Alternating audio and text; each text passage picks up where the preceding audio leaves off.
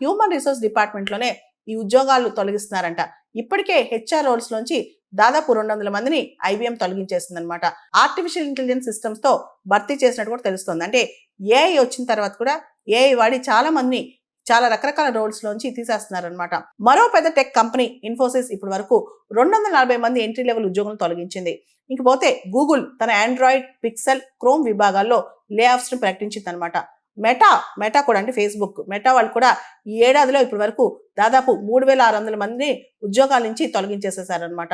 ముఖ్యంగా వాళ్ళ పనితీరు బాలేదని చెప్పి ఉద్యోగాల నుంచి తొలగించారు. ఇక టిక్ టాక్ కావచ్చు, హెచ్పి కావచ్చు, సేల్స్ ఫోర్స్ కావచ్చు, ఇలా రకరకాల కంపెనీస్ ఉద్యోగులను తొలగిస్తున్నాయి అనమాట. సైమన్స్ గ్రూప్ తన ఆటోమేషన్ ఈవీ ఛార్జింగ్ యూనిట్ లో దాదాపు 5600 మందిని ఇంటికి పంపించేసింది. ఇవే కాకుండా automatic, match group, crowd strike ఇలా రకరకాల సంస్థలు ఉద్యోగాలను తొలగిస్తాయి.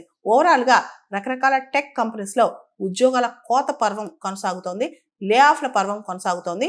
ఏడాది చివరి వరకు కూడా ఈ లే ఆఫ్లు పెరుగుతాయని చెప్పి కూడా అంచనా వేస్తున్నారు.